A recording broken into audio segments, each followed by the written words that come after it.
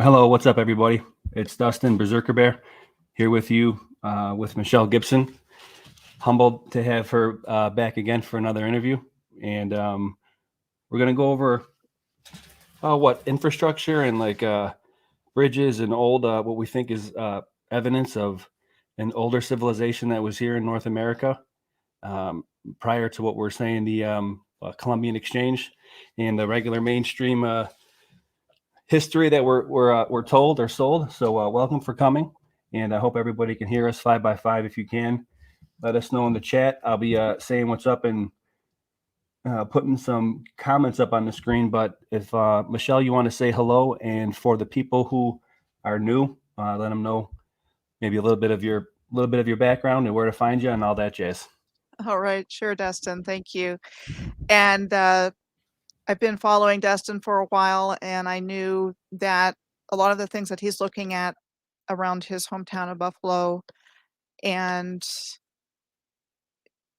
Niagara Falls area, and is it Lake Erie there, Dustin? I want to make sure I got the right one. Yep, Lake Erie and Lake Erie and Lake Ontario and in Lake vicinity. Ontario are very, very, very similar. The things that he's finding to what I've been finding in different parts of the Great Lakes. Hey there. And so not too long ago, I was doing some research based on places that commenters suggested, which took me to Duluth, Minnesota and the Keweenaw Peninsula.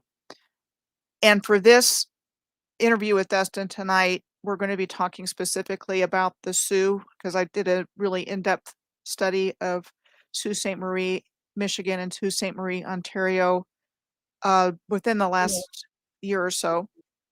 So I'd already done a lot of research on that, but what made me think of this and reach out to Dustin is that there's an aerial lift bridge in Duluth that's highly sophisticated, and there's one in the Keweenaw Peninsula also.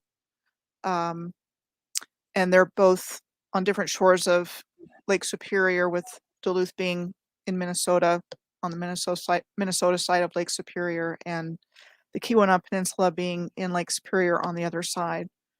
And there's, old electric streetcar systems there, and these lift bridges, and history of rail, and also electric park, amusement park. So anyway, there's a whole, it's like a gold mine of information, I think, to be found in the Great Lakes.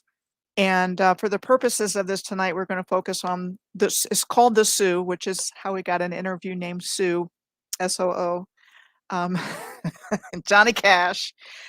But it's spelled the French way. It's S-A-U-L-T in both Michigan and in Ontario. Do you think that's just like a phonetic thing, like where it became like Soo? Yeah, I mean, I think it goes back to S-I-O-U-X. Is what I think. Yeah, that's right. Like you said in your like the I native. think it goes back to Soo, Okay. the original people, and we overlook the original people when we are trying to figure out who built all of this stuff. And I think they're very much in the mix, and that whatever happened to destroy this civilization sent the original people back into, let's say, the Stone Age and hunter-gatherers, while the controllers came in and basically usurped everything. Took over the legacy, said, we built this, and that's what we're seeing. And we're going to talk about that tonight. We're going to show you, I think, very solid evidence that what the historical narrative says and what's actually there do not match. And then so the question becomes, but then who built it? And I don't think the answer is difficult to find. I think it's much more difficult because of what we've been taught and how we've been conditioned to see this land as having been empty and nobody here, and the only people that were here were hunter-gatherers. I don't think that's accurate at all. That's a good point. Yeah, it's almost like you have to unlearn to start learning this alternative history that we go through before you like get your stripes as is said, right? Yeah. So yeah, this is very interesting.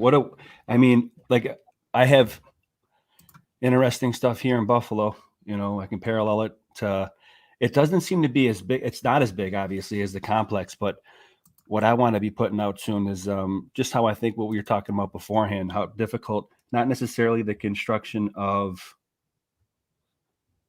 the steel trusses on these bridges, like the Peace Bridge and the International Bridge, Mhm. but the actual piers, because Niagara River has a very, very brisk current. And right here where they say this thing is, Michelle, and I've been over that before, John Levi has queried this one too. It's 15 feet of water here, and it's constant between 10 miles an hour. It's right below the Peace Bridge. And, you know, how they did it, I question, because there's no real evidence of it other than literature, and it's briefly detailed. And it's right underneath the Peace Bridge in an area of the water in the river that's unbelievably fast. And not only is it fast, it varies, because if the wind is high in the lake, it increases the volume of the river by even between 6 feet and a foot, and that increases the pressure exponentially. And they said that this thing was built in 1875, a year after the International Bridge. So, I mean, with what you see over in the Soo, and coupled with over here along the whole, I guess what the Rust Belt you'd say, it does appear that there is some older infrastructure. The buildings are another thing, you know, with the World's Fair and stuff. I would cite going to see like Howdy McCoskey, or even like Woody from Wood and Nichols. They do great jobs on the buildings. I mean, we're more well. I'm kind of more focused more on the infrastructure and like the foundations and stuff. But for if you're interested, even John Levi does the buildings too. There's a couple different narratives that you'd say there, but I would recommend Howdy McCoskey, Wood and Nichols, even Static in the Attic. He's a construction man. So for the buildings, check those guys out. Well, this is a little bit different because it's foundational and it's infrastructure. Not that it's any less important, the buildings, but yeah, that seems to be where we're looking at now. So Yeah. You if know, you want to and take it really, away, oh yeah, go ahead, Michelle. I would love to. And, you know, you've given some really good examples, and then just really starting to dig down into how the narrative just really falls apart when you start looking at it. And That's what you're it really good at too, as far as like comparing it. So just so people who aren't familiar with Michelle, of my fans and subs, and thank you very much for being here. Michelle is really good at comparing the narrative against, or well, what we see as far as research, getting feedback from her comments against the mainstream narrative that you'd find in your textbooks. Very good at going through it and getting detailed in on that, and doing a one-to-one comparison against, again, what we see as to what we're presented in the mainstream, what you always say. So yeah, she's extremely good on that. Absolutely. and my research has taken me all over the world, you know, basically by following cities and places and alignments that I found. And essentially, it's shown me a lot of information. I've gotten a lot of information in return, and it's kind of how I was able to leap to the bigger picture about what was there before and what came later, to take over everything, that there was a very sophisticated grid system. It was all connected. It was from what I'm seeing and what I really believe is that humanity was very, very advanced in all ways, very interconnected all over the earth. Um, you know, I can show you similar structures in China, even in Arizona, and I'm getting ready to put something together on that. Um, the infrastructure is the same all over the earth, and we've just been told stories about how it got there and who built it. Um, and Like this. Here you it's, go.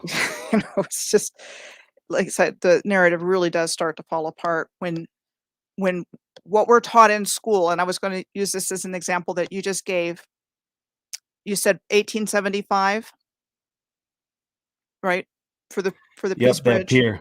Yep, or $1875. that's actually for the International Railway Bridge, right? And that's why I questioned the sinking of the piers and the caissons in the river at that depth, at that speed. Yeah, it's Okay. questionable. I So found the all the car hasn't diagrams been too. invented yet. How dare you? We're in 1875. We're just 10 years after the end of the Civil War. Now, I don't know about anybody else, but scenes like the opening scene of Dances with Wolves is what comes to my mind when I think of what we're taught about the technology that existed at that time. So somehow between the Civil War and all of the brutality and crudities that we learn about, you know, very basic medicine, people having to have their limbs cut off, that kind of thing. Within 10 years, we're building the kinds of structures we're going to be talking about tonight. It just it's really off. And then the same thing with the architecture, and I'll be giving some examples in my presentation. And Dustin and I are just kind of going to bounce off of each other. Again, I reached out to Dustin because I knew he had been studying very similar infrastructure in his area, and I'm just coming across things where it's like, okay, there's a big story here. And Definitely. the whole Great Lakes region, there's a big story, and we can only just grab a handful of the story that's here to be told. Yeah, and this thing too, this international railway bridge is a swing bridge. It actually Mhm. pivots to allow traffic through Erie Canal. And I'm gonna be Um, giving an example of that in the Sioux region. There you go. Yep, exactly. So that's another parallel because these things are old trusses. Now, again, I'm not questioning the fact that they can do that. The steel truss construction, and I think Michelle probably be on board. It's like it's the foundational stuff, and even in the Sioux, though, I Well, mean that's so massive. There's actually, you can almost see like you mentioned in your presentation, that we're going to be seeing terraforming, on mhm. a mass scale. And then you got that like mine right next to it, or it looks like it's a materials processing center, of course, in the mine realm, like I used to say, or I like to say, Yeah. the And mine realm. actually, I actually do question the whole construction. Like, look how I massive really that. do. Yeah, look how massive that mine is. It's almost like a quarter of the size of Sault Ste. Marie as a city. I mean, it's a sizable portion of it. Mine's always fascinated me because it's like, what are they doing? Probably covering, allegedly, could it be covering up the old world? Yeah. Why would So they yeah, do you that? know what? You want to show that, Michelle? Sure, I I'll don't go want ahead to. and show that because we're gonna Okay. find the Let me similarities stop and sharing my screen and let me allow you to share your screen. Figure out how to do that again. I might be able to just jump in. Let me see if it'll let me do that. I think it's gonna let me do it. I think I'm in. Oh, and then you could take control. Mhm. Yep. Nice. Okay. Can you see my first slide? Let's add to stream. There you go. Boom. I can see that. Yes, I can. Can you guys see that in the chat?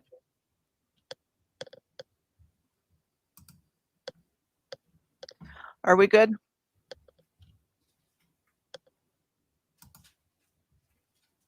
Ready to go? Yep. Yep. Yep. Oh yeah. I'm sorry. I could see. Can you hear me? Yep, I can hear you. Sorry about that. Yep. We're good to go. I'm looking at the Okay. comments. Yes, So, I can do that. you know, I did a full study of the Soo Locks area, I guess around a year or two ago, and I had come across this picture. And when I saw that, my mouth dropped open and I thought, wow, there's a gold mine in there. I need to break that down. Um, from the right side of the picture, you've got the Sault Ste. Marie, Michigan area and the what's called the Edison Sioux Electric Company Canal. And then you've got the North Canal and the South Canal and the locks there. Then you've got another power canal. You've got the International Bridge, which includes a railway bridge as well going across. You've got St. Mary's Falls. You've got a massive structure called the compensating works, and I'll be going over all of this.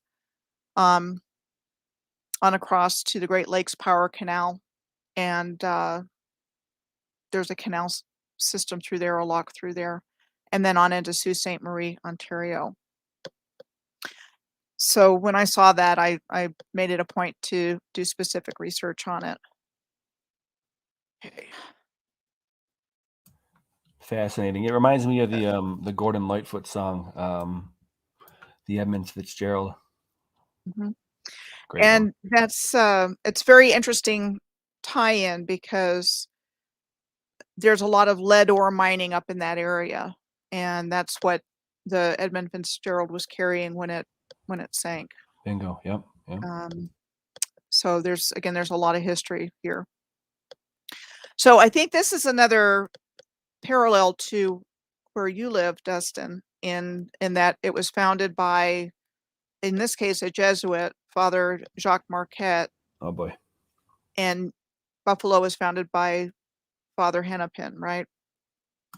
Father Hennepin, yes. Also Niagara Falls, Father Hennepin. Yeah, I believe. I'm not 100 on that on Buffalo, but I know 100 for sure. He did found Niagara Falls. So I wouldn't be surprised if also, plus we have a lot of Jesuit influence here in churches in Buffalo, without a Mhm. doubt. And I think when you're looking at who is kind of behind the new narrative and the cover up, I think they're part of it. They're not all of it, but I definitely think they're part of it. So they're coming in and making all of these discoveries.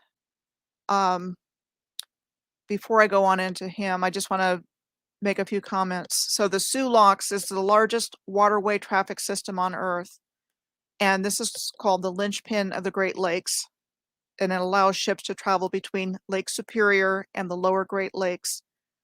And this is where Lake Superior meets Lake Huron with a 21-foot drop in elevation. And then Father Jacques Marquette founded Sault Ste. Marie in 1668. And at least on the American side in Michigan, that's considered to be the third oldest city in the United States and the oldest city in Michigan. And I find it interesting that the plaque is on a big boulder, and I don't see those as boulders. I see those as ancient megalithic stones. And we see them as boulders because that's what we're told, and we're not taught anything different. But a lot of these plaque holders are huge, and they're cut in shaped. We got And some in Buffalo. Yeah. I We have mean, we have a henge in Buffalo actually in the Erie Basin Marina, which I'll show you after the presentation. That you found your tetrahedron, Michelle. I might have found a triangle that points that maybe might be pointing to the Pillars of Hercules, possibly, and it involves the what you're talking about, Barry Fell, that the mystery hill, the henge in Buffalo, and the Washington Monument. Remember we were talking last time about, I asked you do you think Buffalo might have been the old capital? Maybe it was Mystery Hill, because it makes a triangle that points at the pillars. And I'm sorry to interrupt you. I'm going off on a tangent, but we'll talk about it later. And Mystery Hill has like the sunsplash thing, and it would be the capstone vertices, where Buffalo would be the left vertices, Washington would be the right. Could be nothing, but it could I lend don't think credence it's nothing. I mean, I think everything was laid out geometrically and intentionally. Everything. And so there was a reason for the infrastructure on the ground, and it was connected to each other. There was probably cosmic energy coming in. It was aligned with star systems and the lunar cycles and the solar cycles. Yeah, Buffalo is the only northeastern city that has a sunset over the water. And that little sliver of Lake Erie affords us that. As one person had put it that I seen the video of, an oceanic view, and of New York City, Boston, Chicago, Buffalo is the only one that has a sunset over the water. And the henge that's in the Erie Basin Marina is set up such where you can actually catch it. So very important, esoterically, for what you're just describing. Yep. Yeah, I mean, I think it's all was intentionally done, and that we were at a very high level of consciousness and ability prior to what knocked us down. Okay, so Sault Ste. Marie was one city until the border between the United States and Canada was established at the St. Mary's River, and that was in a treaty after the War of 1812, and that created Sault Ste. Marie, Michigan, and Sault Ste. Marie, Ontario. And as we've been talking about, the area is referred to as the Sioux. And it's the oldest city in Michigan, and like I said, the third oldest city in the United States. Another really interesting point of information, I-75 ends up here in Sault Ste. Marie, Michigan. Now 75 goes all the way down to Florida, that's where I know it from, but it's a true interstate.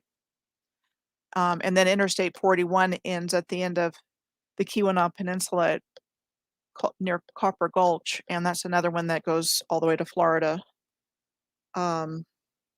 Just an interesting point of information. If you live near either one of those, you can hop on and head on up as far north as you want.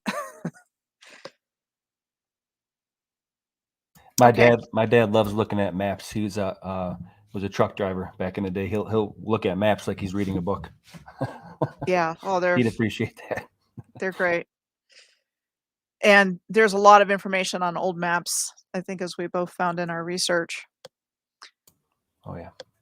So the course of the main course of the St. Mary's River, so that's here, starts at Whitefish Bay at the eastern end of Lake Superior and flows 74.5 miles, or just a smidge under 120 kilometers southeast around Sugar Island into Lake Huron.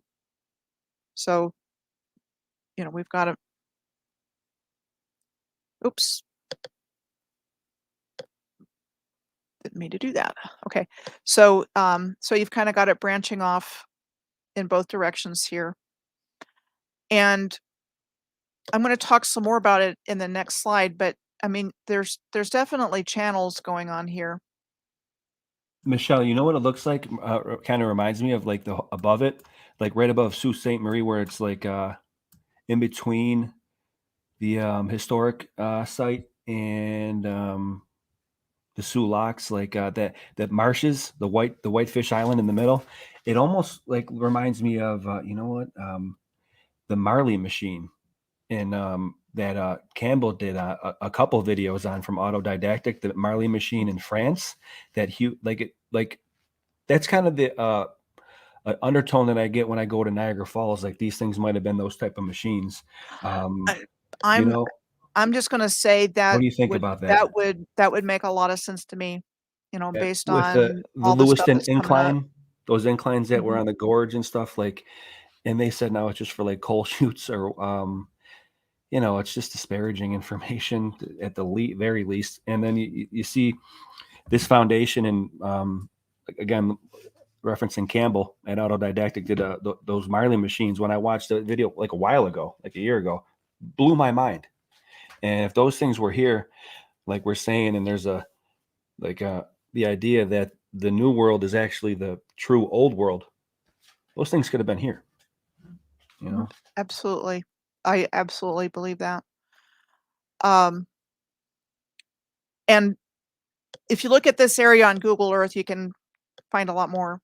And I've got a few slides that looks in closer, but golf courses and different things in here. And I think golf courses are cover-ups of mound sites. They just dig a sand trap out of the top and you've got a golf course. And so I think they're definitely part of the original grid system, but from a long time ago. I mean, I really think this goes back to ancient times up to relatively modern times and has a similar, let me see how I want to put it. So we have ancient, we have medieval, we have Renaissance, we have modern. I think it follows a similar path, but we were much more advanced at all of those points than we've been taught, in the way that we see our history and and what we were actually capable of. I think it was all very advanced, and the more ancient infrastructure, for example, like when you see stone circles and they match the heavens, I think as the civilization evolved and the architecture evolved and the infrastructure evolved, I think like the ancient stone circles became something else. You know, maybe a building, maybe I've seen Capitol buildings with solar alignments and lunar alignments and other buildings like that. So again, I think everything was all geometrically laid out and intentionally placed, and I think it had to do with this grid system. Yeah, radials too. We spoke about those before. The radial street patterns that were laid out in Washington D.C. and Buffalo by the same brothers, the Ellicott brothers. Yeah, allegedly. Yeah. And there's other places too. There's kind of one in the back of my mind. I'm thinking that was really recent about a radial pattern, and it's not coming out, but it's just, you know, this was really everywhere. So it was part of the original infrastructure. So we have a kind of a more specific focus with this one tonight, but you know, there's so many different directions we can go. And I use this example in this slide because what we're told that the River of History Museum in Sault Ste. Marie, Michigan says, and there's exhibits there that say the St. Mary's River is 8,000 years old and was born out of the trauma of this land as it buckled and ruptured and gave way amidst thunderous sound and gigantic force, carved and formed by nature's relentless sculptor, the glacier. So in this one, I want to take a look at what this violently formed nature-carved river looks like. And before the St. Mary's River even comes to the lock system from the direction of Lake Superior, so that would be like going in this direction, this is what the shoreline looks like on the Ontario side with points and straight edges. You know, so you've got what looks like, you know, very geometric looking place here. And then you have, I'm going to show it in the next slide, but you have a lot of places where it looks like there used to be canals. Yeah, you know, Paul Cook did a really good one recently about the changing coastlines and how it just seems that they're, massive terraforming, just on a scale that, and then they say that it's a natural. We have that here in Buffalo too, on the Buffalo River. It's got like right angles. It snakes a little bit, but it looks like it's an artificial snake. You know, like they did it, artificially. Right. And they just keep hammering this whole idea. It's nature, it's nature, it's nature. It was carved by nature. And it's just, you know, again, when you look at it with different eyes, you know, when you put your critical thinking hat on, it doesn't look that way. Your thinking cap. Your thinking cap, it does not look like that was natural. And even if it was natural and they formed it that way, how were they doing that in the 1800s? Right, that's the question. So that's the deal. Like we said, we think of it in terms of context of now, and we can do this massive engineering now. What comes to mind is it's always like an old History Channel that comes video that comes to mind, Michelle. You know, or Discovery Channel, whatever. But like they had one mega engineering, and they would show like the building of the Viaduct Bridge in France, and like they have massive capabilities now. Think about this though in terms of late 1800s, and like Michelle just said, just coming out of the Civil War and the strife that was going on there, and Reconstruction in the South, and you know, look at how right now, with considering what's going on now, that how supply chains are strained, and just coming out of a war like that. To put in some historical context, we can see what's going on now with the supply chain. So that's why I think that we have right to at least question. You know, we're not saying, I keep on underlining, we're not making any claims here or whatever, but we're just questioning from what we see. So yeah, think about it in terms of course, we know we could do stuff like that now. We're talking in the late 1800s here. And then the other thing is, you see this is all torn up here. You know, there's something going on. Yeah, mind realm. And I just, you know, again, I think there's a lot of energy technology that was in this original area, and it's just all been harvested. So this is an example that's a little bit closer up if you look at the Ontario side of Sault Ste. Marie, and you've got, again, these canal-looking areas. And then when you get down to this one, I mean, it's pretty much gone by here. Sorry about that, guys. Every time I click on my mouse, it wants to move it. So anyway, you've got what looks to be man-made here.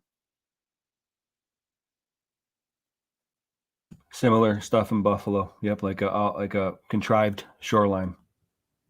Completely changed in Buffalo to hide the Star Fort, I think, the old fort like we just talked about before. And you've got some really good slides on that. So I'm going to start on the right-hand side where the red box is. And just, Dustin, this is one of the things that made me think of you for this. Because you found some old infrastructure by the falls, right? Oh yeah, definitely. Even upper Niagara River, yeah. So this was part of the Edison Sioux Electric Company Canal, also known as this Edison Sioux Power Canal. And it supplies the St. Mary's Falls hydropower plant, which is an 18 megawatt with capacity up to 30 megawatt hydroelectric generating plant. I'm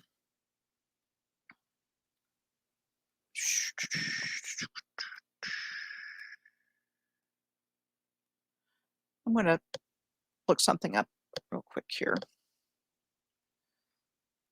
Oh yeah, absolutely. I have to.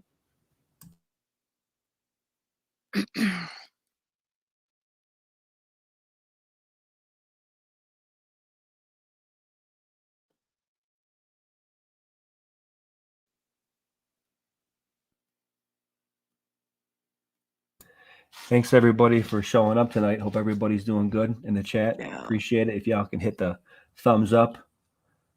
What is it? Like, share, subscribe. Is that what everyone likes to say, Michelle? Yeah. Like, share, subscribe. We got Kai Brown, welcome. Two Hats, welcome. Ben Porter. Okay, Paul so Steele. Okay, here we go. So that is called the St. Mary's Falls hydropower plant. And it's supervised by the Army Corps of Engineers, and so are the Soo Locks. And it So said was that swing bridge on the International Bridge? It's operated by the Army Corps of Engineers. Yep. So this complex was said to have been built starting in September of 1898 and completed in June of 1902, using engineering work from the first iteration of large-scale electrical generation in the late 1800s. It was from this work that the plant and utility grew up around it, acquired their historic name of Edison Sioux, although Thomas Edison did not himself build the plant. So it was built to contain 74 generators under a single roof, done under the constraints, we're told, of the classical style by building an industrial structure of 1,340 feet or 410 meters in length, parallel to the St. Mary's River and facing the structure with masonry. And the sandstone facing of the power structure was chiseled out of blocks pulled from the Edison Sioux Power Canal. Okay, so I wanted to just get a handle on the dates, and I'm sorry I didn't have that in my notes. Okay, so don't worry about it, Michelle. We're told that was built in 1898. Now, I don't know. I've been studying these buildings for a while, and I know you have too, Dustin. So we've got our 2 windows and 3 windows. And you see a lot of that on the older buildings. They have triple windows and double windows. Yep, and they have that corbelling. If it's brick, they have the corbelling up where it's like a nice. It's almost like the opposite of inside crown molding, where up at the top it's It's more ornate. It just doesn't clip out to nothing. That's older style brick for sure. Mhm. What I question even more so, as I would like to look to see underneath that, Michelle, what the actual foundations are, and then like how fast that current is there. Because what I really question, and the parallel to here in Buffalo, is now I know that they can. Man, when did they say this was built? Between 1898 and 1902. So they were able that they had caisson technology at that time, airtight caisson technology at that time. And they, if it's close to shore, like the Brooklyn Bridge, for example, when there was a comment that I underneath one of my short posts about I think the International Bridge and the piers, and they had used the example of the piers that were made for the Brooklyn Bridge and how they had the bends and everything. But those are a little bit more close to shore, and you can actually use the shore as leverage to make those older caissons. What I would question is that, are they on stone piers that are like monoliths? Because there's a certain type of monolith, or there's a certain type of pier caisson that's actually just called a monolith pier. And I wonder if those are the ones that they're designating as the ones that may have been here. So, because you know what, I think that when it comes to buildings, again, some might disagree with me. But that's why I cited Woody and all those guys. The buildings, I think, all could have possibly, like, especially if they're red brick, the industry ones, they could have been built in the Industrial Revolution, I think, right? It's the foundations, I think, where the actual questions lie, because they're actually, I think, covering it up. And we could talk about that with the Star Fort that was in Mhm. Buffalo, because it looks like the shape of a star, but if you zoom in close, it's like buildings. Like they were actually taking it down and disassembling whatever the previous Star Fort was made of. So when it comes to the brick, man, I know some of these, not even not the 33 degree masons, just stone masons in general are very skilled. Even now, I remember watching one come over my father's house and put in the stone fireplace, and just the skill and craftsmanship that they have even now. They had that a couple hundred years ago. I would what I really question is the foundations and the piers and everything out there, especially at a complex like that where it looks like they probably had a marling machine in place in that marsh.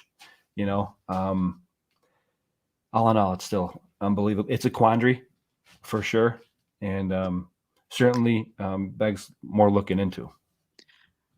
One more thing before I move on from here, and thank you. Um, you've got this going on here where this is backed up into earth. Um, so again, there's always questions about did they design it that way, or did that just kind of Yeah, that's a ooze there? quintessential. Is what you'd say a quintessential feature of the mud flood would But be, right, right? Yep, right. I agree with So 100%. just and again, it's like if you just look at one or two examples, it's like, oh well, they must have built it that way. But when you start looking at tens and twenties of them, it becomes much more suspect about what I agree. that actually means. That's why I thought it was funny when what before when we were talking about, I was listening to your conversation with Sam Tripoli on the tinfoil hat, how he was explaining how these buildings are just like covered up. It's like what they look like they go underground. It's like, yeah, we've been questioning that for like, a couple of years now, you guys for even longer. But yeah, it's like you guys are catching on now. I mean, there's specific features that you look for in what we say quintessential mud flood building would be. Even though Mhm, we might have different theories on what it is and stuff like that. That's mhm. neither here nor there right now for this specific thing. Yeah. And that catches your eye. And it, like you said before, if you have the eyes to see it, it's like it smacks you in the face. Like you're looking at something from close up, and then all of a sudden you zoom out and it's way more apparent when I guess it's by default because it's in our research, but it just sticks out way more now that I see it, even in Okay. Buffalo, even when I watch your guys' videos and everything, all the regulars, it's so obvious. So this is the same plant from another angle. And basically The water velocity of the power canal varies at times, but it can be up to 7 miles per hour or 11 kilometers per hour. And the entrance is controlled by 4 steel head gates. So, you don't really get a close-up of that in the pictures that I have, but, um, the best thing is to be able to go and look at it, right, Dustin? Boots on the ground, Now that's take what I'm talking pictures. about. Yep, you got That's it. that's how you get the real details, because That's right. you have to go with what the internet has, and sometimes it's not exactly what you're looking for, but hey. But again, you've got, you know, it's really sophisticated stuff, I agree 100%. you know? Let's see. Can I share the screen real quick on mine? Sure. How do I okay, There we go, I share. stopped sharing. So I just need to Okay. get lower and go back to where you are. There we go. It's yours. That's the Marley machine. I just wanted to show that. And this was in France, I believe. There you go. I first learned about this from watching, Versailles. Allegedly, this thing fed the fountains of Versailles. And when I look at it's got a weir, massive weir, probably looks like what, Lego lifts, maybe. This is what came to mind. Comes to mind when I go to Niagara Falls and I see these the water weir up there next to these old power generation plants, and even at the Soo. This is what I was talking about right here in this area. Like you can just, I wonder if it was something like that. Maybe not the same application. Maybe though. I mean, it's a big stretch, but still, again, if the new world is actually the old world, it's quite possible that these type of things were here. Okay, and the monolith piers. We'll get after your presentation. I'll go back to you, Michelle. Okay. I'll stop sharing and then you can take home. There you go. Yeah, that's has to be left on the table, as far as I'm concerned. And that was just for a visualization of what the actual Marley machine is. I shared it in the chat also, Campbell's video on it. Too many things going on there. Okay. So we've got the power canal. And then as we move across the graphic, the next place we come to is the Soo Locks complex. And what I really wanted to point out about this, and I had some other information in my original blog post and video about this that I didn't include here. The Soo Locks are considered a wonder of engineering and human ingenuity.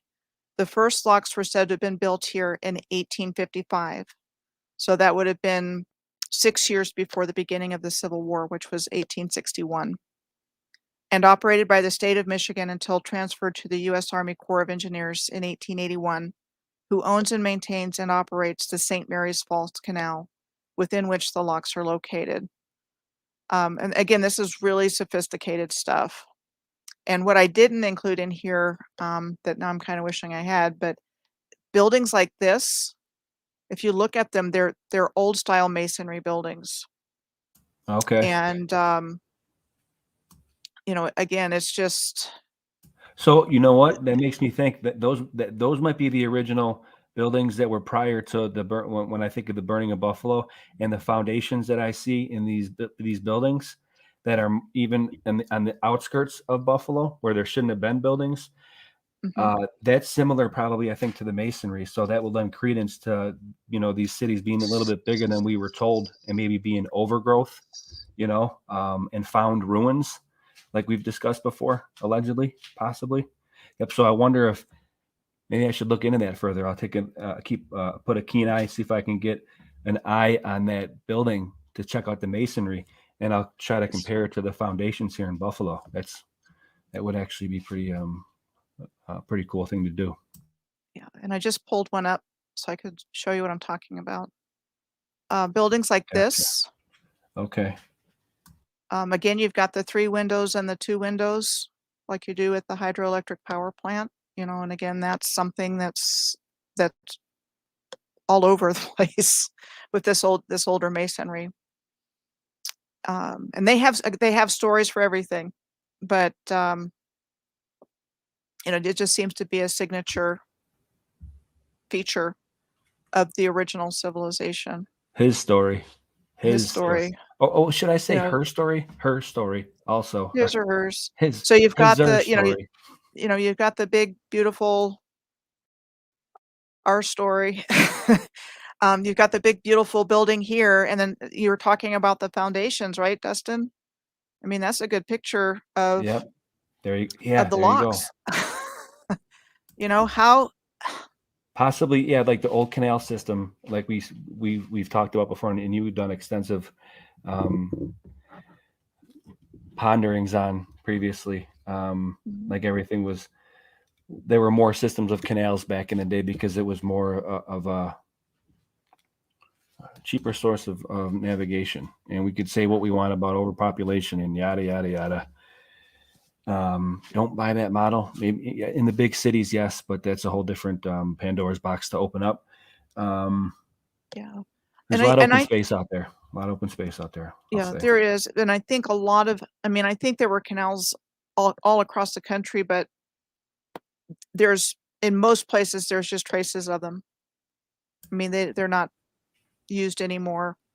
I think it was like the road system at one point, not just in this, not just here, but in other, all over the world, actually. Some parts, some spokes of the radials might have been canals emanating out from these centers of the one in Buffalo, the Niagara Square, is where that old disassembled Star Fort allegedly is. So, yeah, fascinating. Yeah, and you're going to go into some really good examples with your stuff. Okay, so this is just a diagram of what it looks like, the bypass of the rapids of the St. Mary's River. So the river drops 21 feet or about 6.4 meters, and it's described as hard red sandstone in a short 3/4 mile or half-kilometer stretch.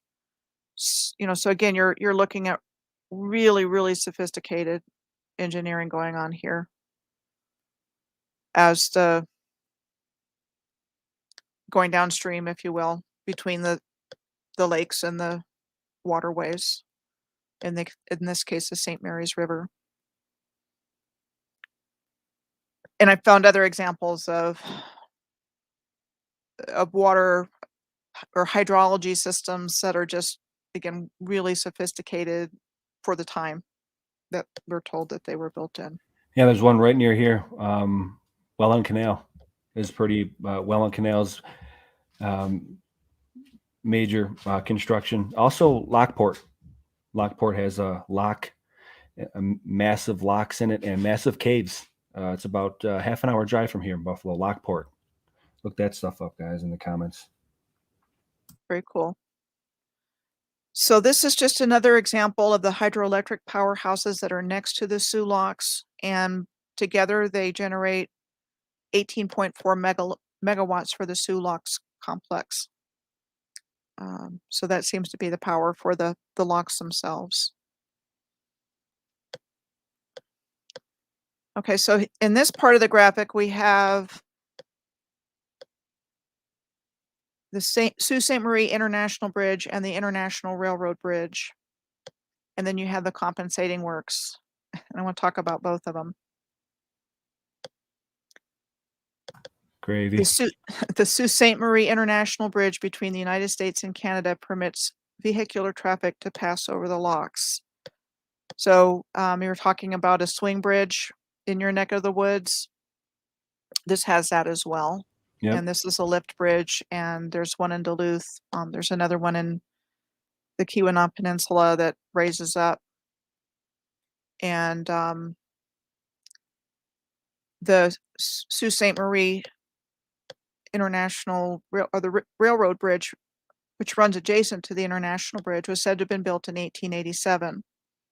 It has the vertical lift bridge and swing bridge, both. So again, 1887. Let's think about that. That thing's fast. That thing's fascinating. The lift bridge, it's crazy. Yeah, again, it's like, okay, all of this major construction and engineering going on, and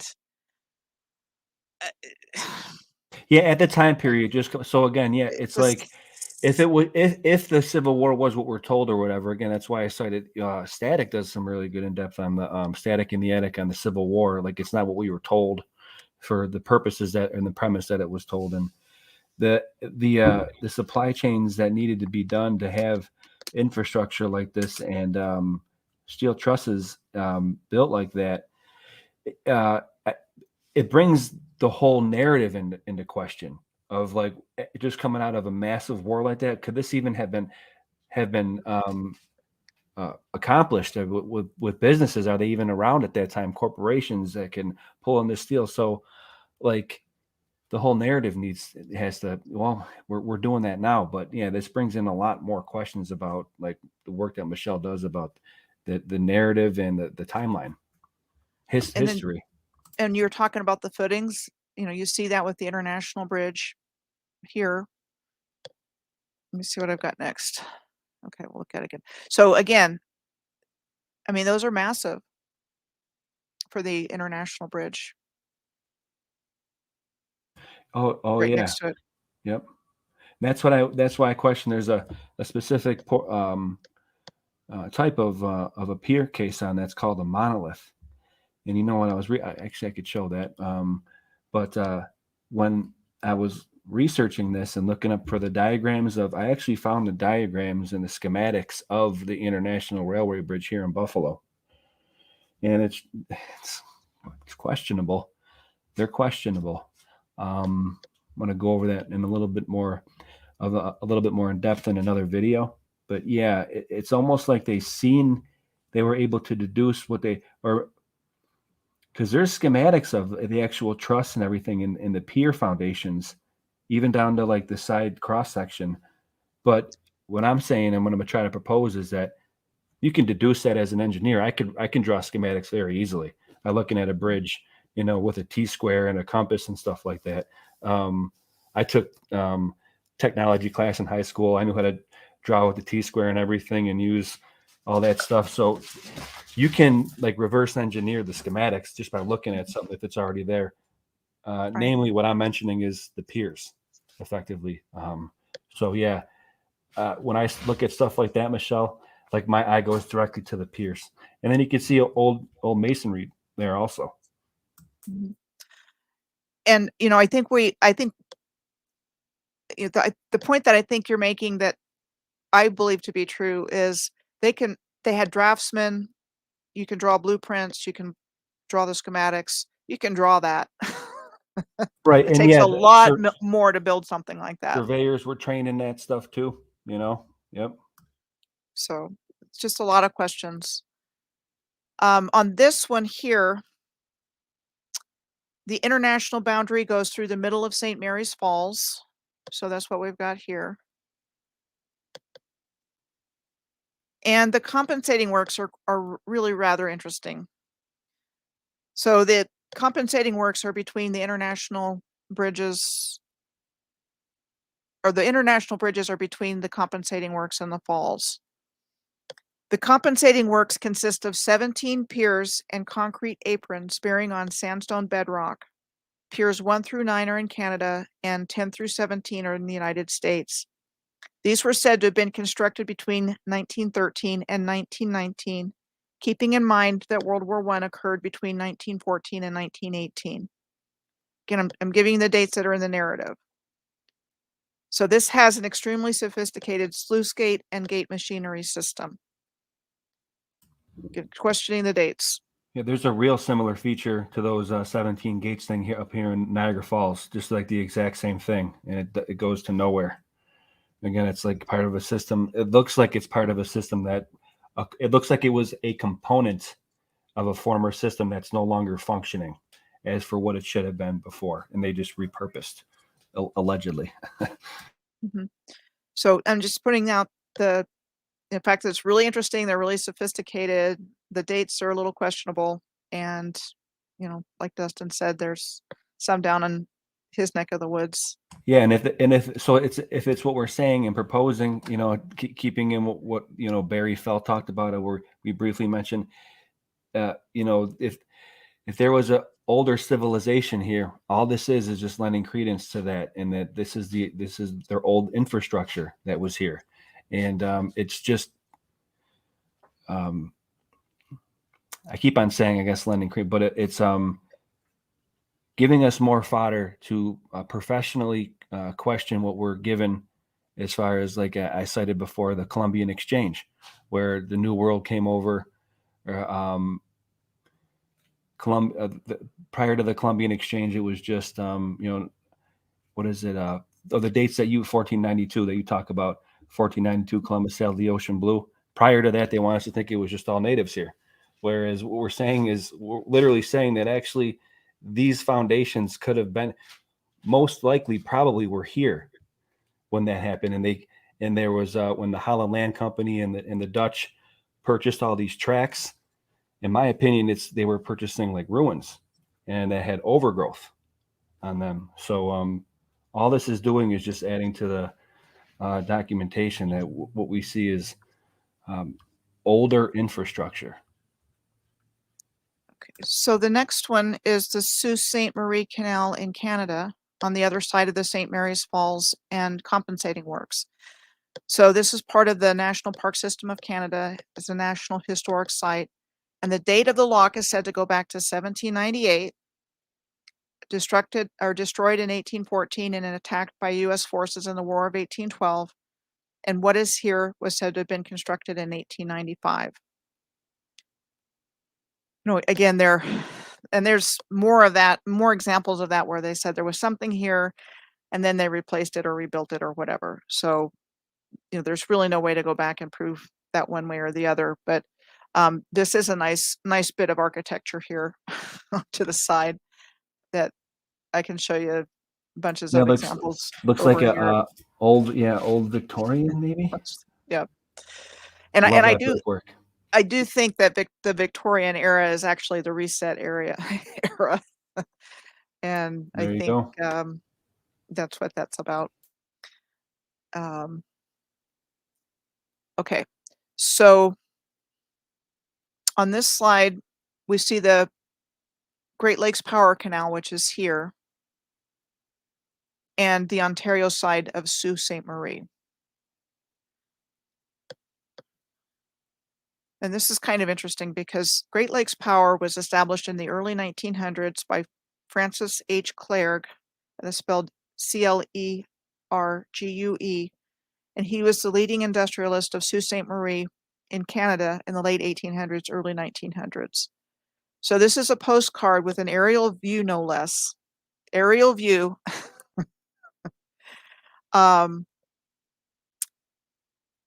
the Canadian Locks, the steel plant, the Great Lakes Power Company, and the Spanish River Pulp and Paper Mill. And I just want to point out a few things. So first of all, that building looks like on par with what we saw on the other side. Nice masonry, nice architecture. And then you've got a whole bunch of infrastructure over here, right? Industry, big time industry. Yep. Yeah, I mean, that's the historical portrayal of it. So this is supposed to be the pulp mill in 1895, September of 1895. And I mean, it looks like a castle.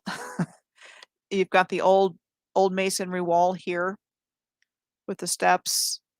You've got the two windows going along here, 2 and 3 windows. Yeah, that looks like a castle. More of the same. And then here you've got a picture that we're told. So this was in March of 1896, and it looks like deepening prison of Power Canal, possibly prism, but that doesn't really make any sense. But anyway, bottom line, this is supposed to be a picture of some work going on at the Power Canal in 1896, under construction. Okay, so I'm just want to point out how this looks. Just a few guys digging in the snow, and it looks like a staged reason. picture, and I want to say it's always the top hats. I mean, what are they doing? It looks like they're digging in a puddle. Right. And I know what you mean by the top hats because I've encountered them. For those in the audience, we're talking about these really creepy looking pictures with these old guys standing around, and maybe they're the only ones or a few other people, and they're wearing bowler hats or top hats and Top hats, yeah. long-tailed coats, and The it suits. just looks staged. Yeah, the suits, man. What we say, the robber barons, whatever. Yeah. Allegedly could it be? So we've got this up at the top here, and maybe it's just me, maybe I have a bias, but that sure looks crude to me. Like a crane of some sort raising and lowering whatever. It looks like it's made out of wood. Maybe a little house over here. Yeah, that's interesting because they say the caissons that they laid the international piers with were made of wood, but they were airtight and they were able to sink them in uh, 20 feet of water with constant current between 12 miles an hour in 1875. I mean, this is really turning over some stones because this is, man, I hate to use this example, but with theoretical physicists say and propose about what they see in space, whatever. It's just all constructs, effectively. I'm not debating whether or not it's right or wrong. They're just based off of theories. And when people scoff at us for what we're doing, well, what are you appealing to? Are you appealing to things that are based off of theories too? You are, if you're buying into certain models. Mhm. And that's why we have professional right. I always say professional right to question what we are questioning, because what we're presented on a certain level is BS. So we do have right and merit to question this stuff, because look at what we're presented. It's there's disparaging information, to say the least. So that's why I say you got to unlearn before you can Yeah. start looking into this stuff. Yeah. And, it's really important. I mean, thank goodness for the internet, or this wouldn't be happening at all. And all the information that's available on the internet, where you can look at historic pictures and find out all the stuff that you never knew about, when growing up. Yeah, it's like a love-hate Um, relationship with the censorship and exactly. everything, but we've learned everything that we were able to unlearn everything with help from the internet. Always looking at getting books and try to reference with anything that you have physical. But yeah, even YouTube and everything and the censorship that people say about that, I learned a lot of stuff, and I actually um, came in touch with a lot of people like yourself and Campbell and everybody and Philip from that platform. So, be grateful for what you have and be wary and everything. But um, yeah, have an open mind about it in every angle. Yeah. And I think you'll go more into it. But when I was growing up, about the only thing available was In Search of, with Leonard Nimoy and Robert Stack, and Unsolved Mysteries, and Arthur C. Clarke's Mysterious World. And I love shows like that. Like, I Me couldn't too. get enough of it. But that was Yes, about it. you know, this material just was not available. And so, good point. think all, for all of us that are really looking into this and waking up to this, um, it's just coming out, it's flowing out because you really can't really stop the flow. And I do believe that there's been technologies that have existed for a while that we don't think of because it wasn't supposed to. So things like photoshopping and stuff like that, I absolutely believe we had technologies like that. Agree. And I've had people tell me that we did. Um, so they're trying to hide this civilization, this massive civilization, and they succeeded for, you know, up until the last 5, 10 years. And Yeah, it really seems like the 2020 thing, 2020 after 2020, or you can even say, I've heard it said like when the masks went on, the mask came off type of deal. Mhm, Like people are seeing mhm, it's the age of Aquarius now, and all that astrological stuff, I certainly give um, lend credence to that. Still of the firmament model, whatever, But yeah, it seems that after 2020, things just, even in the past 5 years, like you said, but yeah, more so even in the past year, people are, this is gaining steam, and it's really cool to see, but I think it should be more apparent than it is. But well, I guess it's a slow moving locomotive. Yeah. And I'm gonna bring the next picture up because this was supposed to be just, this is August and the last one was March of 1896. So we've got the canal and the mills showing here. We've got the railroad here. We've got this big tall chimney stack here. Goodness knows what that's for. They process minerals out of that thing. I shared a video before, Michelle, not to interrupt you. I keep on interrupting you. No, you're fine. Go for it. When the smoke goes up out of those things, particulate falls down into the base of it, and it becomes like a patty cake of a very expensive material that's sought after when those things come down.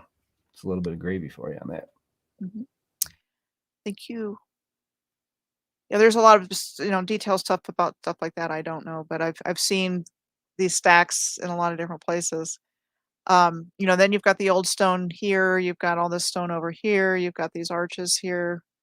There's a lot of stuff going on in this picture. And again, I mean, I think the rails were already there. It looks old. It looks old world right there. Yeah. Okay, so that was before, and this is the same power plant today. So this is gone. This beautiful masonry structure that we saw on the other side that's still there. This one's gone and it's been replaced by this. And I mean, when I was looking for a photo of what was there now, I bypassed this a couple of times because I was looking for that. And then I realized that was it. It's like one of those concrete block, apartment buildings. Yeah. Pretty plain. Real pretty. And I'm going to go a little bit into Duluth if you don't mind. I just want to make a quick foray into that before I end this part of it, because there's some stuff there that's just mind blowing. Okay, so there's the power plant here. Well, all that mill we saw before is gone. This building is an old style building here.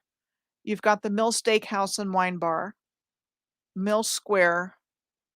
If you want to go on the Canyon train tour, you can park here and pick it up here. You've got all this rail infrastructure going on over here.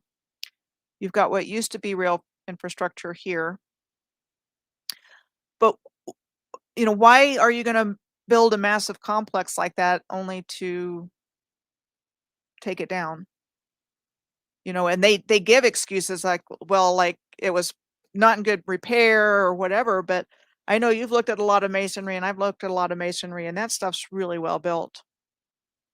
Absolutely. Yep, absolutely. It's Yeah, withstand the ages. I think a lot of it is to cover it up, like those overpasses and the interchanges. Here in Buffalo, there's old world, older bridges that you can see the foundations of, or there's probably like, maybe not even the older world, like you'd say Tartarian bridges or whatever, but it's just the older infrastructure that they're covering up. So if you looked at it from a bird's eye view, you can't discern what it used to be. And that's, in my opinion, a tactic to hide, without a doubt. And this last picture is just kind of another view of the same thing. More of the train tracks, big rail yards here, more business here, but most of the infrastructure that's here is gone. So that was what I had about the Soo, and I'm just going to bring up some real quick stuff about Duluth, because I don't want to get too much into your time, but there's some really important points here. So you have I don't have any time. This is your time, Michelle. Okay. This is great. You have a lot to add to this. Okay, so the Duluth Aerial Lift Bridge spans the Duluth Ship Canal and Minnesota Point and was said to have been constructed between 1901 and 1905. And this is one that was said to have been modified in 1929. So, I didn't have any details on how it was supposed to have been modified, but you know, a structure like this is supposed to have been here in operation since 1905. And it's just like what we saw with the railroad bridge in Sault Ste. Marie. And then I think it's what you've got with the Peace Bridge. Yeah, and it's the same exact name of the bridge. That's another thing. It's called the International Railway Bridge here in Buffalo. It's the same thing named over in Sault Ste. Marie, I believe. So I was looking for a map and I found this street railway company map from 1911. So here you have the aerial lift bridge. You've got all kinds of infrastructure here, the Orpheum Theater, the Empress Theater, you know, lots of theaters and hotels, and you've got Central High School here. And I'm going to go into that here in just a moment. And so what we're told is that the Duluth Street Railway Company was incorporated in 1881, and that the first mule-pulled trolley cars were available for service in 1883. This is what I think happened. They had this infrastructure. They had to get it moving, whatever means they had. So early on, they used mules, and there are some places that had it even earlier than 1881, like 1850s. And then they used the mules until they could get it electrified. So you've got streetcar systems everywhere. Where's And that that was place in the jungle where there was in Manaus, Brazil. There used to be a streetcar system. and there's no roads into the place. Yeah, There's a very, very bad road. yeah. Look that up. It's like the worst Kat. road in Brazil. Michelle's Hardly got a video passable. on that. Yeah, I'll check that out. Just it blows my mind. Me and my buddy Mr. Brees, he's a research good researcher friend of mine in Australia. That blows his mind too. That's just amazing. Just make it a little bit bigger. Okay, so it was electrified by 1892. So it started in 1881, 1883, incorporated in 1881 and started in 1883, and that by 1892, less than 10 years later, it was electrified. Okay, so here's where it starts to get really questionable. The Highland Park Tramway line served Duluth Heights via an incline railway from 1892 to 1932, or 1939, excuse me. This incline railway was the last piece of the electric streetcar system to be dismantled. So the rest of it went away before then. So why are you going to build that if you're going to shut it down in less than 50 years? Or the question is, or was it a piece of older infrastructure that they just disassembled entirely? Yeah, because that reminds me of the Lewiston incline. There are all these inclines over, and then that looks like a component of what the Marlin machine was. It's like, what's going on here? Yep. And the inclines there were inclines everywhere. There's some that are still in existence, but most have been taken down. So I just wanted to show you the old Duluth Central High School. And when you look at it on this map, it actually appears to be in alignment with the lift bridge. That's a high school.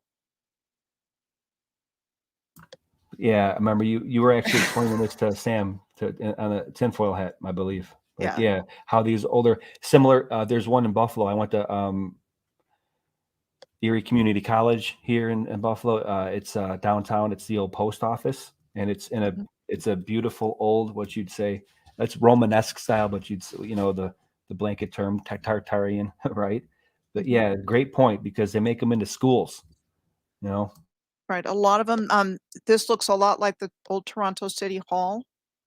So I guess they had too many buildings that look like this, so they kind of had to give them different uses. So this was said to have been built starting in 1891 and opened for classes in 1892. So, less than a year to build it. It's used as a school district office space today and some other things. So it's still standing, which a lot of them aren't. And then it has a clock tower with bells. Awesome. A bell. 5 bells added to the clock in 1895. So it's not actually bell free. That's a good point. I like It that. does have bells. Wonder if it has bats. So what do you do when you put bells in a school for high school students? You got graffiti on the bell. But what's the other Of interesting thing course. to me is when you look out the window here, it looks really different from It how almost it looks used to look. Moorish. It almost looks like a Moorish column and arches there a little bit. Huh. Yeah, clock tower, you know, Huh. whole 9 yards over the top. And then this is the last point I wanna make, and I wanna bring it back to Uh-oh. your work because you Uh-oh. just did something on this. Okay, so here's what they tell us. There was a 17-foot, 6-ton cannon on the steps of Old Duluth or Old Central High School from 1898 to 1942. It was said to have been captured from the a Spanish warship during the Spanish-American War and requested by the Duluth City Council for Duluth, who had to pay for the transportation costs to get it to Duluth. We are then told the cannon was either sold or donated as scrap iron and melted down and used during World War II. Of What the course. heck is that all about? Whitewashing of history. Man, who knows, Michelle? Uh, what do you think? It's Yeah. So, I don't know what a cannon's doing at a school. yeah, The number one. story about how it got there is to me super questionable. I'm Yeah, gonna I get out think of that here. they did have a purpose for projectiles, but um, I don't. If they had the ability to cast them and they had the ability to canal water and dam water off and reservoir water, I think that it's just a logical thought progression. Especially, literally, speaking of like looking at something close up and then you zoom out, like literally one day I'm using my hose and I'm like, this looks like Canon. Wait, and then I was watching like Autodidactic Campbell and he's like, and I think Sylvia of New Earth said like, what were cannons before? And I'm like, is this a truth trap? Like, is they look like hydraulic monitors and that was used as an application. It's demonstrable for the hydraulic mining and stuff like that. So it's also disparaging in how they say that they were utilized by the Ottomans, in my opinion, because they didn't have a real good jig to move it around. But if you had it hooked up as a nozzle, the actual pressure makes it easier to move. You can actually use the pressure to move it. And they had counterweights where the cannonballs counterweights. I don't know. That's a whole. I'm gonna get into that a little bit more, and I'm gonna mix in a little bit of Greek fire with that possibly down the road. But yeah, the Eye of Sauron don't like that one because I think that's getting real close to like the whole Greek fire thing. Grease fire is like a closely guarded secret by whatever. They don't know what the actual concoction was. Meanwhile, it might be very simple. And if what we're saying, like the old world or the new world is actually the old world, that stuff might have been here, Michelle. And like taking in the work of Barry Fell and the epigraphic society that was talked about by Leonard Nimoy and that uncovering America should be left on the table, I think. So take it So away, Dustin. all I'm right, let's done. see. What do I got here? Let's show some gravy. That was awesome, Michelle. Thank you. So the Sioux City, what do you guys think? That old infrastructure there? I would say so. Contributing evidence to the new world being the true old world, at least as far as in this epic, or Baktun, if you want to use some Mayan lingo. Okay, so let's see. Let me share my screen. I keep on always losing my place here, Michelle. Okay, and audio.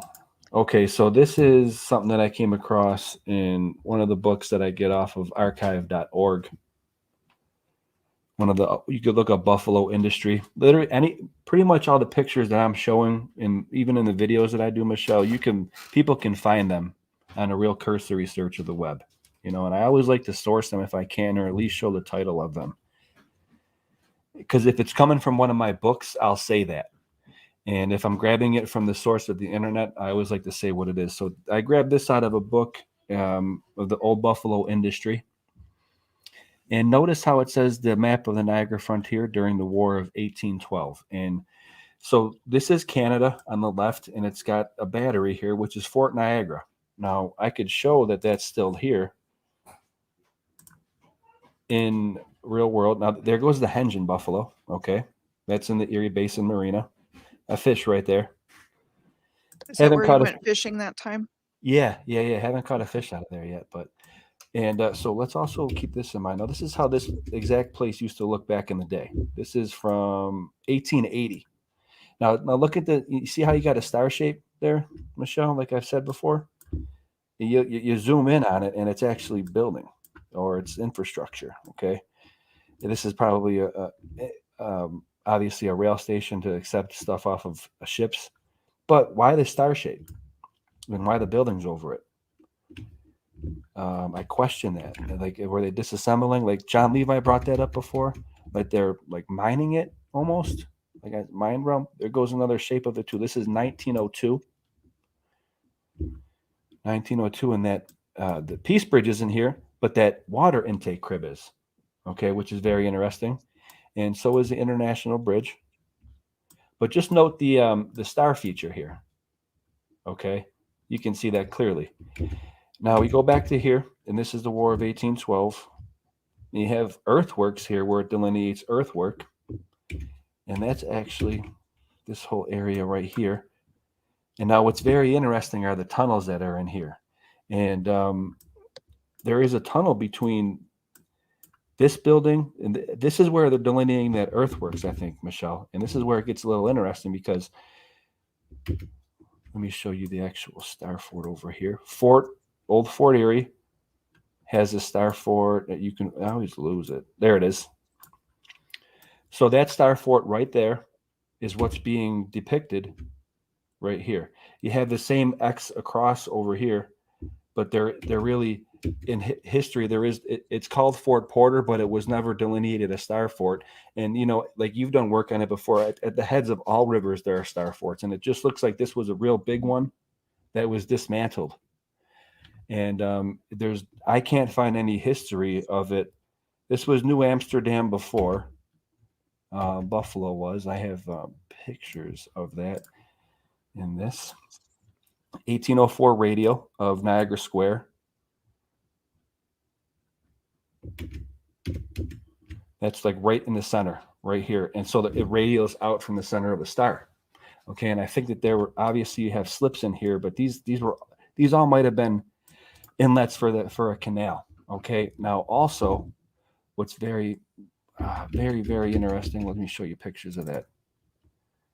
This is that henge. Okay, this is the real important. I think esoterically, they say it's Irish, but of course they're going to memorialize a horrible incident in history.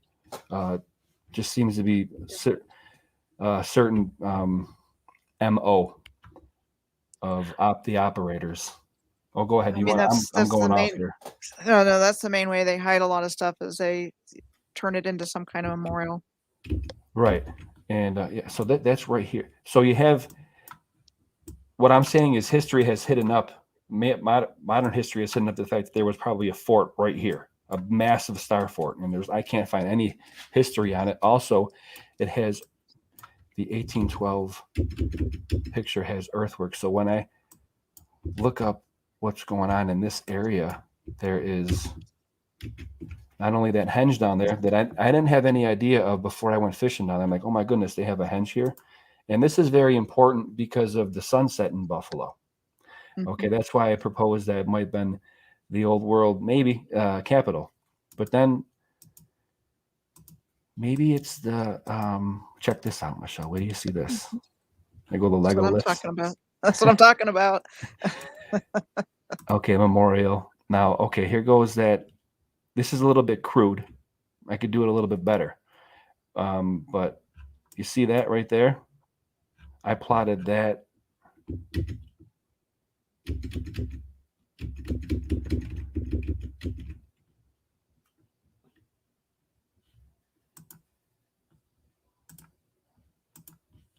Foes in America. Of course, I label it that. So I plotted the actual Buffalo Stonehenge, keeping in mind the radial patterns and the underground tunnels and everything. Where I'm going to show that with. I wonder what you think about this, Michelle. And if the Phoenicians sailed here, I mean, I'm not labeling good or bad. Look up Barry Fell in the Epigraphic Society, and there's a really good CF Apps video. Who he shows the actual whole video of it, which is awesome. CF Apps is another megalithic researcher. Okay, so just on a whim, after I watched that video, and I'm like, oh wow, you know, were the Phoenician, the sailors here before? Is all the infrastructure theirs, like Barry Fell kind of puts out there, which is definitely feasible. And I'm like, oh, well, Mystery Hill is over here. And if you plot all three of them, and then when I say the Sunsplash, you see how it's got that like radial? And if you... Yep. Now it's pretty equal. So between Buffalo and Mystery Hill, so between Buffalo and Mystery Hill, it's 389.61 miles. Okay, between Mystery Hill and Washington, it's 409.11 miles. That's pretty close. That's pretty close. Yeah, I believe so. And then between Washington and Buffalo, it's 291.92 miles, and that's not equal, or that's not exact.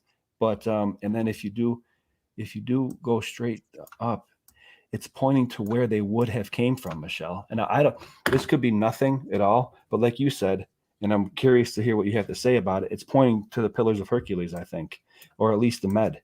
And that's where they would have been fishing from. That's where they would have came from. And the Buffalo would be the left vertices, Washington the right, and the crest, the capstone, is that Sunsplash Mystery Hill. Very interesting. And all the older infrastructure would just lend credence to this, I think. What do you think about that? I mean, I think everything's laid out geometrically. Period. I think it was all part of the same civilization, but that there were different components to that. So, you know, what we know is the Phoenicians, what we know is trying to think of some other. He mentions them. You know, I could try to find. You know, let me actually. So, I mean, I think I think it's Moorish. I've talked about that. You know before. what? Let me play that. I'll play the clip because I do have it. If you want to, I think it goes back to ancient times, and that it's all part of the same civilization.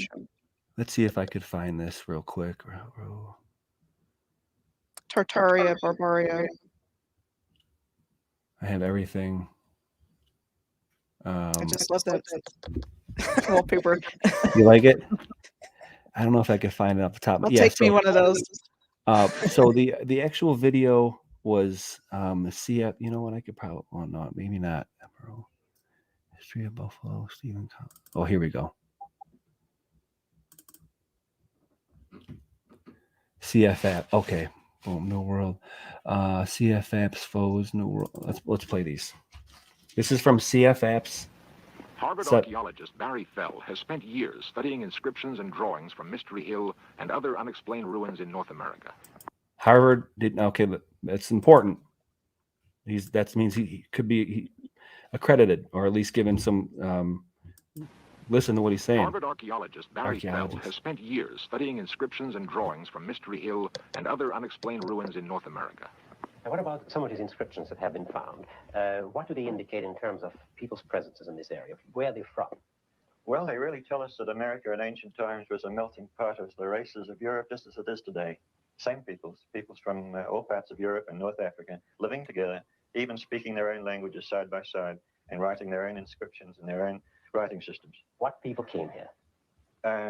Basques from Portugal, Celts from Spain and Portugal, Phoenicians from Carthage and probably from Phoenicia itself in Syria, and ancient Egyptian traders too. So not just Phoenicians, right? Not just Phoenicians. Do you think these people came here? Probably initially by accident. Fishermen, you know, the Portuguese people are wonderful deep-sea fishermen, and inevitably a fisherman is going to be blown away from land in a storm. A fisherman knows how to look after himself when he's blown out to sea. And it doesn't always have to be war or catastrophism. But I think this is very important because this could explain what we're seeing. In other words, there's no doubt in your mind that ancient people from the Mediterranean area came and settled in New England, among other places. No doubt at all. They probably settled all that part of North America that could be reached by ship. That is to say, the whole Mississippi Valley and the branches of the Mississippi. So Strange visitors to the New World. what we're So how do seeing your colleagues as of Harvard feel about these ancient amazing foundation Very mixed feelings. could be what he's referring to as settlements of those seafarers, whatever they are or whoever they were. That gives you a little bit of context as to what we're talking about here. Right. And the other thing, besides the fact is, where was that guy years ago when I was trying to learn about this stuff? I know, right? I'm getting a little bit of an echo. I don't know if that's something from my end or your end. I don't know. Do you still hear it? Yeah. It just came up. Can you hear it? I can't. Okay. Let me see something. How's that? Hello? Yep, Still I'm a here. little bit. How's that? A little bit. Do you guys hear the echo in the chat? Bernie, we can have Bernies. Are you in here flipping? Are you in here flipping crypto, bro?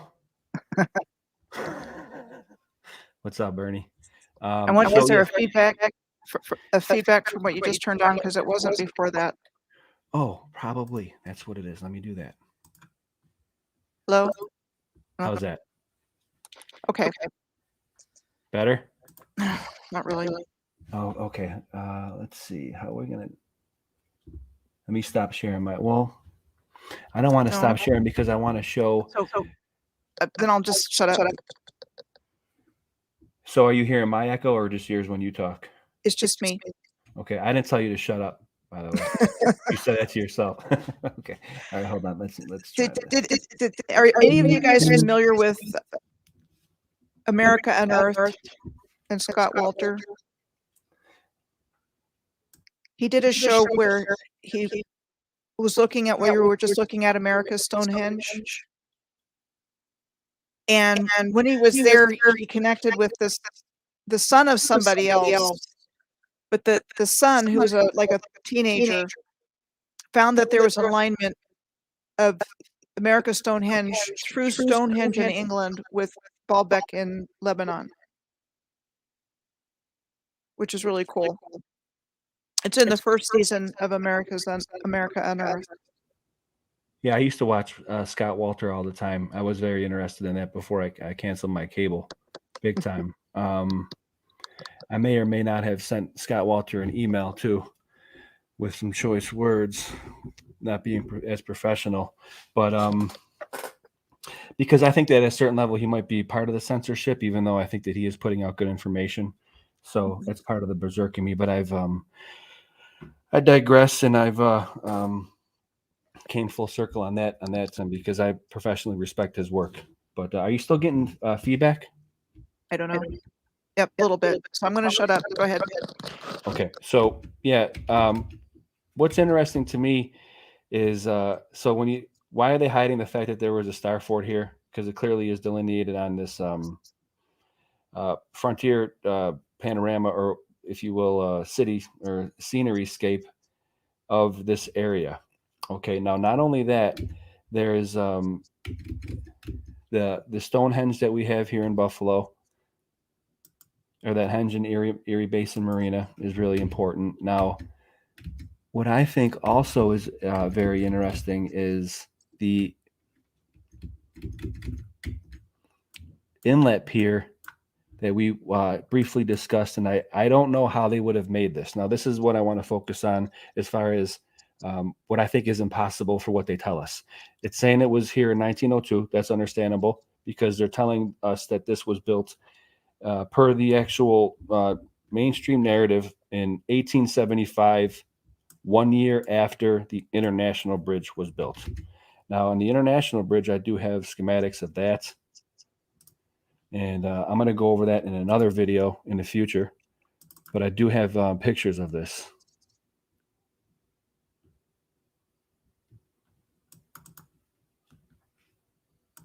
And I want to show it to you guys. Plates, diagrams. There we go. So this is, I found all this stuff. I put this actually together, the whole thing. I found the schematics. I found the drawings of it. Cross section. Now, what's interesting are these piers. Okay. Not only on the international bridge, the deep water. This 10 miles an hour current here at least. And there you go. There's the whole span of it. I put that together. Not really too technical and stuff, but here's diagrams of the piers. And when they explain the each one of these piers, all they do is just say they copied what they did on pier number 2, copied what they did on pier number 4. And the real difficult piers are the ones that are in the middle, the deepest with the most current. And what they say is how they sunk caissons there is very questionable. Now, when I put out my next video in a more in-depth deep dive on this, if I can show that the international bridge pier case, see, you got all the diagrams here, but it says that these were wooden caissons and they were able to sink them. If I could propose that the international bridge piers were hard, almost impossible, well, this is a more dangerous part of the river. And I don't have any schematics or any diagrams on how this thing was laid. Just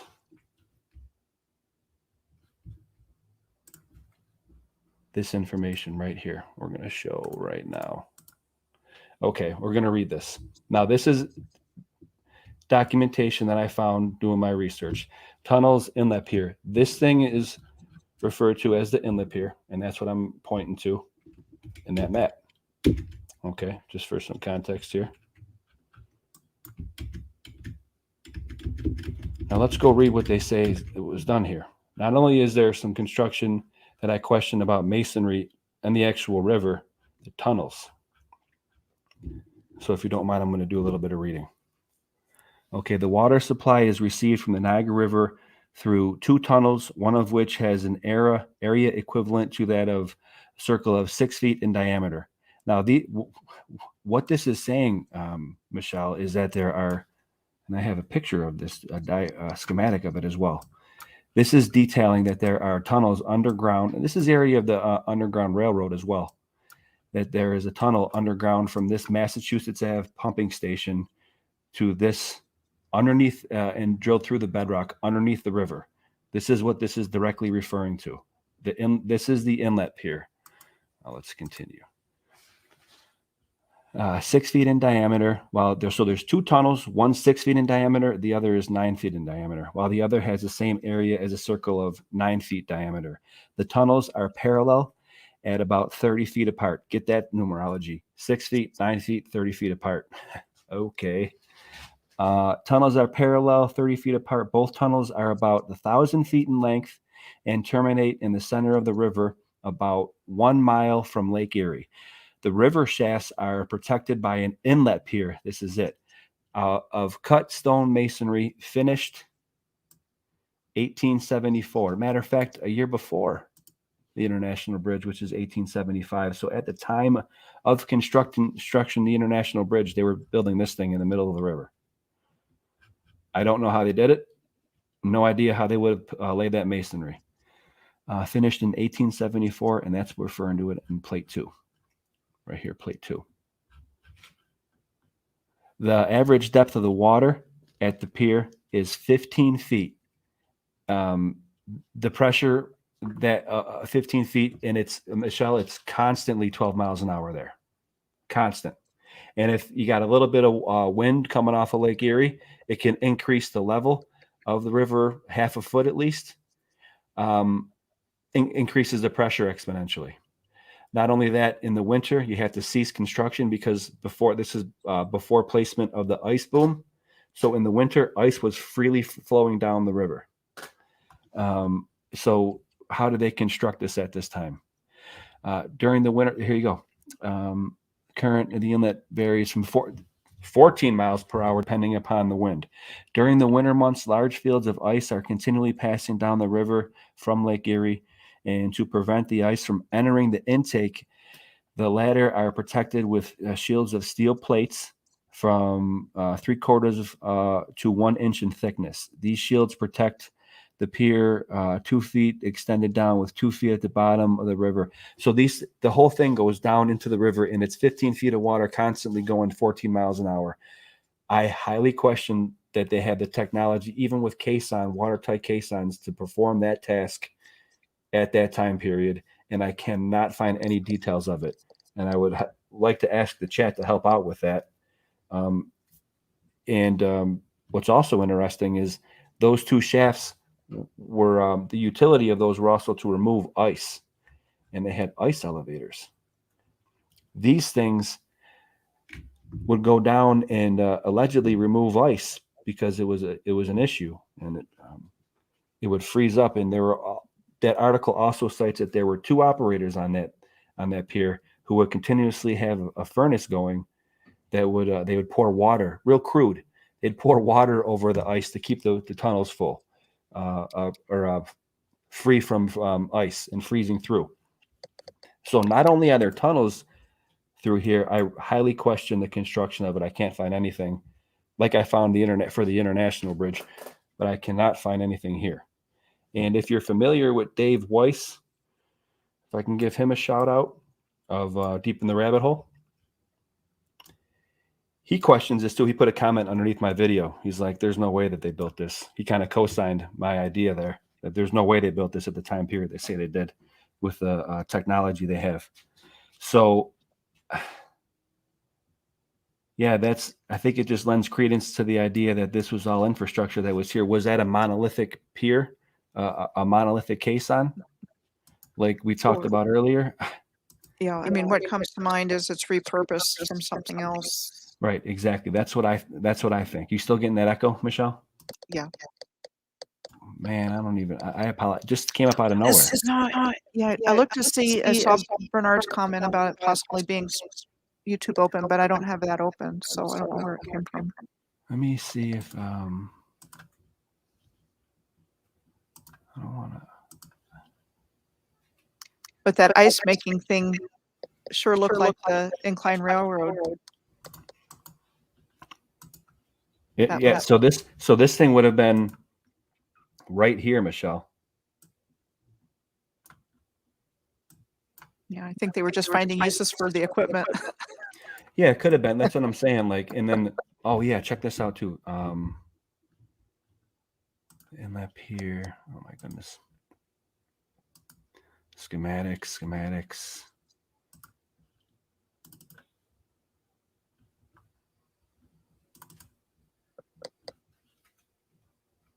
There is a tunnel that they oh, here it is. Okay. This is some gravy. Now, they cite this tunnel. Now, what we're looking at here is a overview of this area of the old Colonel Ward pumping station that takes the water, this is what I think is part of the whole. That's why I preface with this picture to begin with, Michelle. I think this is part of like what would be the whole earthwork, waterwork system, maybe like the Marley machine, because we have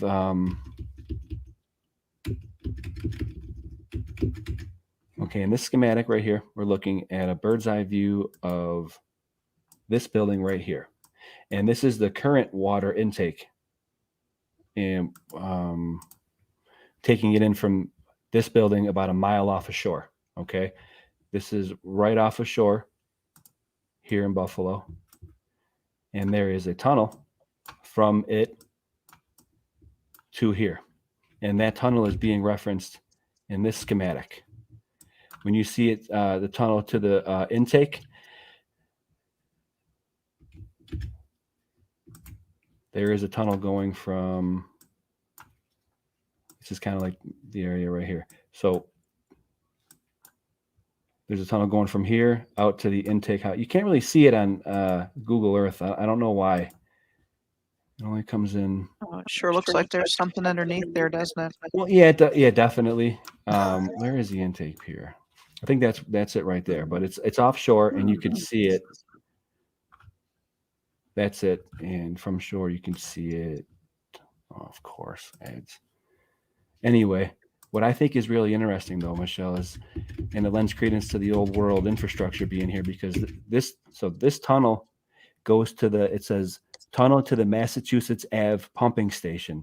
So what that's saying is, oh, I close. Give me a break. Are you the only one calling it the Buffalo Henge? I think so, yeah. Love it. I think you're right on the money. Yeah, I mean, there's something going on here. Okay, so this is showing the schematic, this tunnel from here, and I can't find any gravy on this or any details. So what there is that I'm going to actually try getting here to do boots on the ground to see if I can at least find an access point, because there is a tunnel from this building to that Massachusetts Ave pumping station under the Peace Bridge. That's what that schematic's delineating. And I can't find any hide or hair or anything about that. I can about this one, and there's a video that I found that talks about the Emerald Channel and the intake that I've shared before, and it does cite this tunnel, Michelle, but there is absolutely nothing about this tunnel that goes between the Colonel Francis Ward pumping station right here and that old Massachusetts Ave, and then from there to here. So there's like a web of tunnels underneath the city. It might be flooded. What was the use of it before? I think maybe for benevolent energy, charged water to go through the systems and provide drinking water. Who knows? But I'd like to I tracked the line between here. I found where there could be an access point, and guess where it is? Underneath the 190, underneath an interchange. You know what I mean? So it's actually kind of right here. I want to get there, and maybe one day I'll have a bushwhacking that tunnel for you. I don't know, but yeah, it all lends credence to the idea that there was infrastructure here. It seems previous to the Columbian Exchange. Could it be?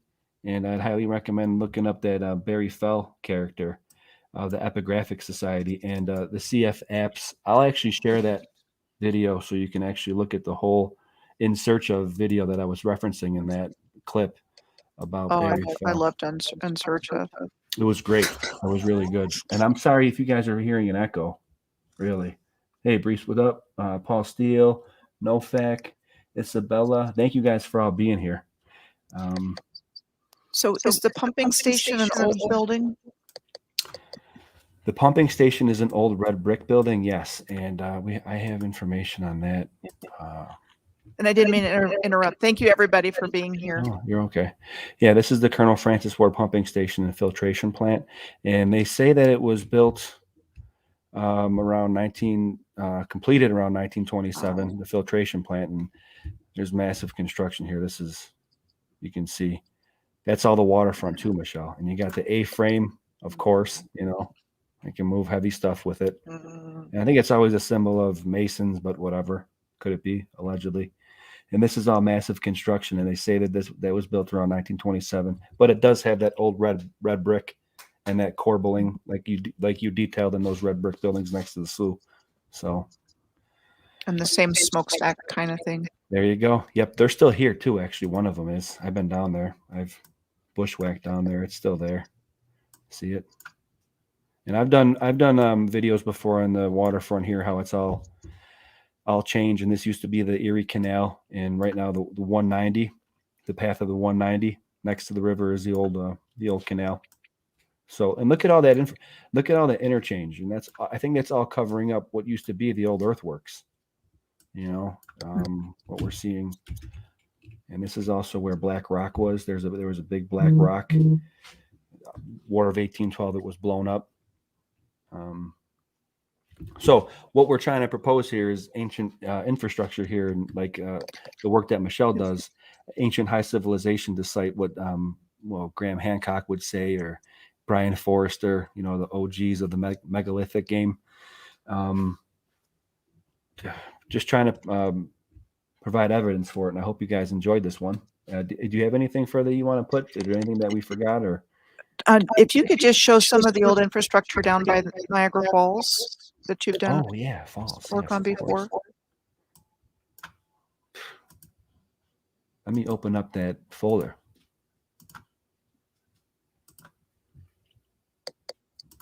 because that's what came to mind with some of the stuff over in Sault Ste. Marie.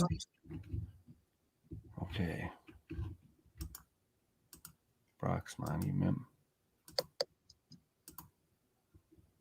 Okay, there goes the old electric railroad or tram.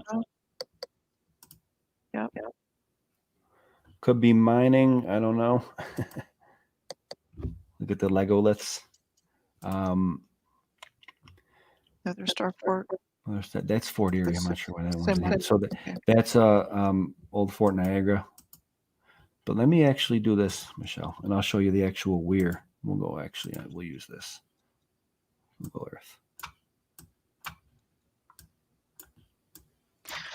I mean, I just keep seeing this connection between Remember- all this infrastructure and railroads, and I think it was one big gigantic What does that look like? system. Remember The I was telling you? compensating works. Remember you said you had the 17 piers? This one, 1, 2, 3, 4, 5.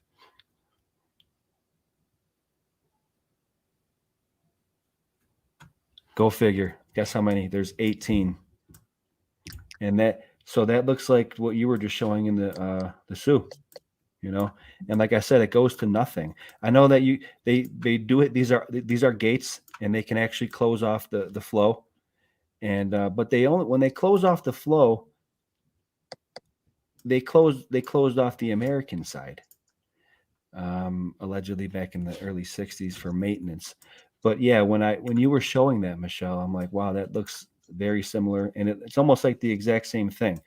And then you have stuff like this, these old power plants, just like So yeah. it looks like what's at the Soo. Yeah, and look at the weir right here. Okay, like that's why it makes me think of a water weir. It makes me think of a Marley machine. Could it have been an old Marley machine? There's a couple weirs here, and this is, I mean, Niagara Falls is absolutely massive.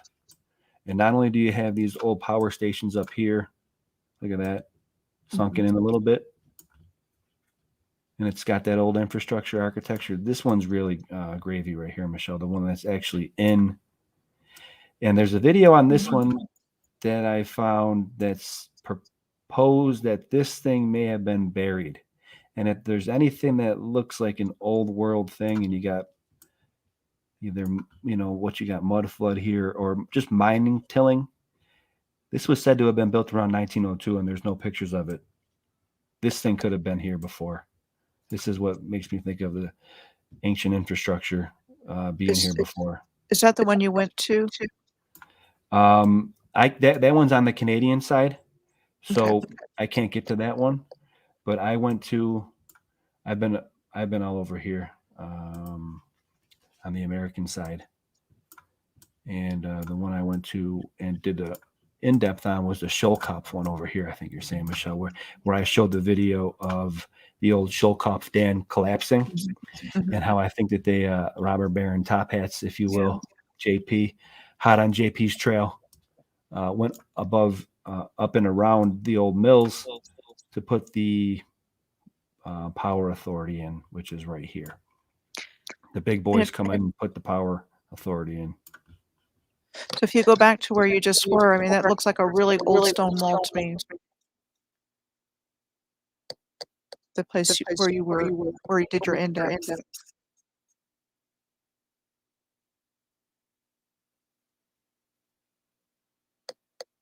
Kind of to the left there. It looks like a stone wall there.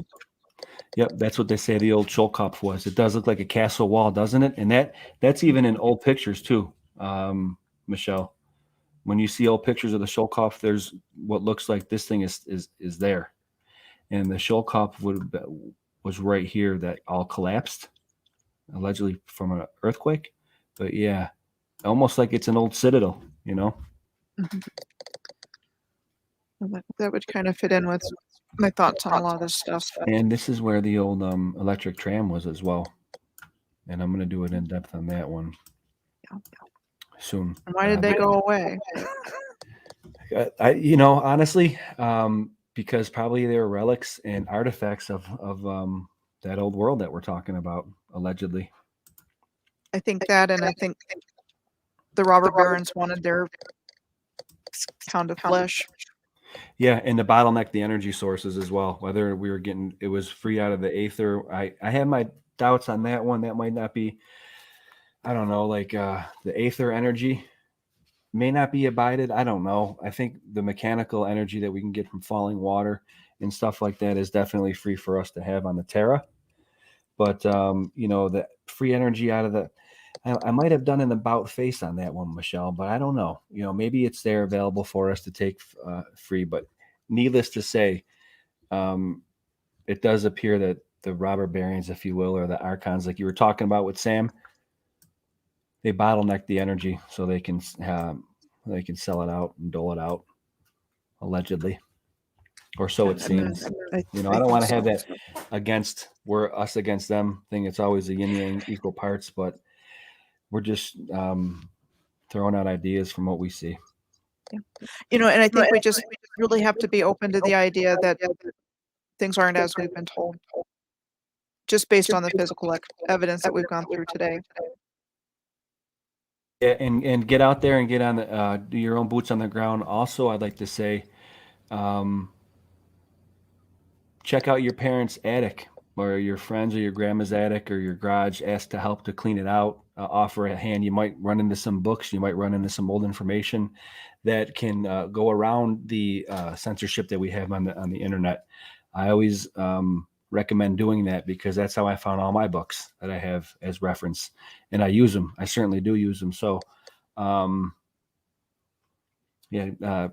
check that out. I think that's a great idea. Not only can you actually find some old data, help out your grandma, help out a neighbor, clean a garage, clean an attic, clean a basement, find some old dusty books. You know, get out there.